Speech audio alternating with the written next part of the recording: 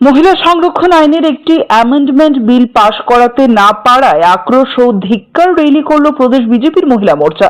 সেই মিছিলে অংশ নিয়ে মুখ্যমন্ত্রী বললেন, মহিলাদের প্রতি অবিচার হয়েছে, দেশের কোটি কোটি মহিলাদের ওপর আঘাত, বিরোধীরা এর জবাব পাবে। মহিলা সংরক্ষণ আইনের একটি সংশোধনী এনে অ্যামেন্ডমেন্ট পাশ করাতে চেয়েছিল বিজেপি, কিন্তু সংসদে বিরোধীদের বিরোধিতার কারণে তা সম্ভব হয়নি। তাই দেশ জুড়ে প্রতিবাদ চালিয়েছে বিজেপি।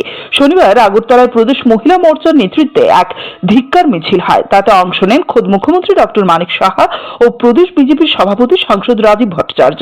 মুখ্যমন্ত্রী বলেন, মহিলাদের প্রতি অবিচার হয়েছে, দেশের কোটি কোটি মহিলাদের উপর আঘাত, বিরোধীরা এর জবাব পাবে।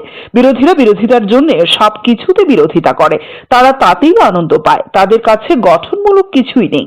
মাননীয় প্রধানমন্ত্রীজি চাইছেন যে যেহেতু আমরা এই বিলটা পাস করছি এবং সবাই বিস্তারিত আলোচনার পরে সেটা পাস হয়েছে, সেটাকে খালি শুধু সামনের দিকে এগিয়ে নেওয়া, অর্থাৎ 2011-র যে সেন্সাস সেটাকে সামনে নিয়ে রেখে কিছু খালি পরিবর্তন, বাস। এর মধ্যেই এই ইন্ডিজোট, বিশেষ করে কংগ্রেস এবং অন্যান্য তৃণমূল এবং সিপিএম আরও অন্যান্য যেসব দলগুলো, আঞ্চলিক দলগুলো আছে, সবাই মিলে তার বিরোধিতা করবে।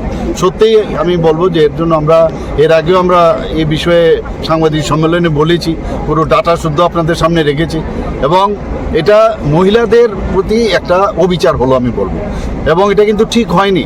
কোটি কোটি মহিলা, যারা আমাদের ভারতবর্ষের লোক সংখ্যার 50% মহিলা, তাদের উপর একটা আঘাত আনা হয়েছে আমি মনে করি, এবং তাদের মধ্যে একটা আক্রোশ, সেই আক্রোশের কারণেই আজকে এখান থেকে মহিলাদের তরফ থেকে, আমাদের মহিলা মোর্চা এবং মহিলা নেতৃত্ব যারা আছেন তাদের তরফ থেকে একটা ধিক্কার মিছিল এবং আক্রোশ যে মিছিল প্রসেশন, সেটা আজকে বেরোচ্ছে। যখনই দেখা গেছে কোনো একটা ভালো কিছু করা হয়, তখনই তার বিরোধীরা বিশেষ করে ভালো করে প্রচন্ড বিরোধিতা করে।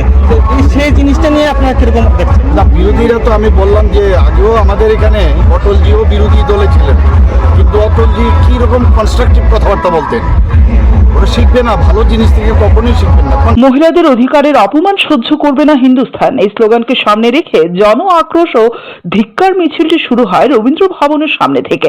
পাশাপাশি বিরোধী দলনেতা রাহুল গান্ধীর কুশপুত্তলিকা দাহ করা হয়। এদিনের এই কর্মসূচিতে মহিলাদের ব্যাপক উপস্থিতি লক্ষ্য করা যায়। Bureau report, CNA TV.